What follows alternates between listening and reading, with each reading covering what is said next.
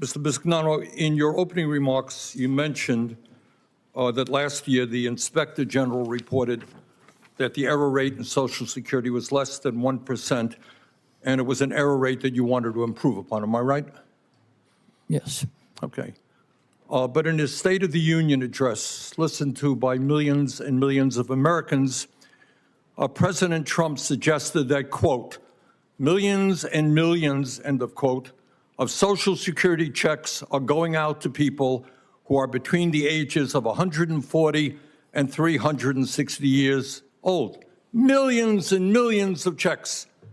You've just acknowledged what is true, is that the error rate in Social Security is less than 1%, 99 point whatever of the people who get their checks paid into the system and deserve those checks. So what I want to ask you is, do you think that President Trump was just expressing an outrageous lie, which I happen to believe, trying to undermine Social Security, or was he just grossly uninformed about the reality?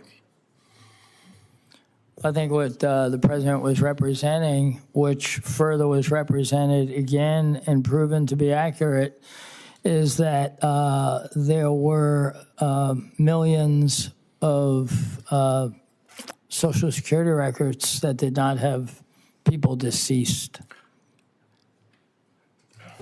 Let's not play with words. What you have just acknowledged is that in 2024, the Social Security Administration paid out over 99 point whatever percent to people eligible. The error rate was less than 1%. Millions and millions and millions of people, 200 or 300 years of age, did not get checks. Is that true? What I represented was that a 1% error rate in a mission-critical function like Social Security is way too high. I agree with you. That, excuse me, I don't have much time. Sorry. President said millions and millions of people. You're saying, and you're right, less than 1%. You want to improve it? You're right. Let's do it. President was lying. And what he was trying to do was undermine the foundations of Social Security by saying the system is out of control. All right, my next question is, Senator Daines made a good point. You call up Social Security today, it's a disaster. Why, if right now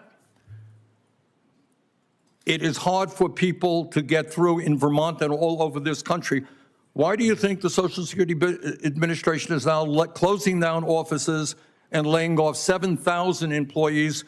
And we have heard from Mr. Dudek that he wants to cut up to half of Social Security's workforce.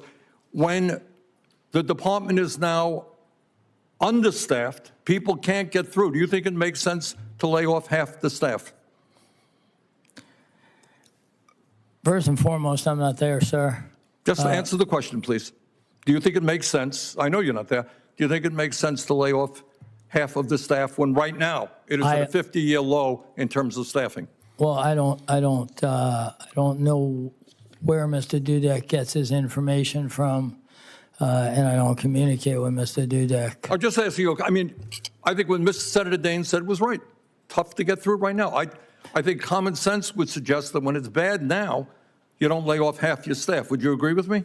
I believe that we can drive efficiency for the rest of our life. I also understand that it takes 20-plus minutes to answer the phone. On a good day. Right. Well, that's the average published, right? It's not how I would report the numbers because I think... All right, but all that I'm asking, when you have a system that is not working now, do you think it's a great idea to lay off half of the employees? I don't know if... do I think it's a great idea to lay off half of the employees when a system doesn't work? I think the answer is probably no. Okay. All right, now I want to ask you another question, more philosophical, if you like. I understand, correct me if I'm wrong, and you made $100 million recently in compensation in a given year. All right, my question is not to deal with that per se, but right now we have 22% of seniors are trying to survive on less than $15,000 a year. A lot of people, older people, living in desperation in America. Some of us want to expand Social Security benefits because we think people should not be living on $15,000 a year. We're concerned about the solvency of Social Security. We want to extend it beyond where it is right now. Do you agree with me that it does not make sense for somebody like yourself who makes $100 million a year in compensation to be paying the same amount into Social Security as somebody who makes $176,000? Or would you work with me to raise that cap so more money can come into the system? I know there's an actuarial function in the area. I know it's analytics. I'm a fact-based, rule-based person. I'm happy to study anything and work side by side with you, sir. All right, all I ask in general right now, the system is stressed I'm sorry? financially. I'm sorry? The system is stressed now financially. We want to increase the solvency and increase the benefits. Is it a good idea to remove the cap, which is now at, I think, $174,000, so that wealthy people contribute more into the system?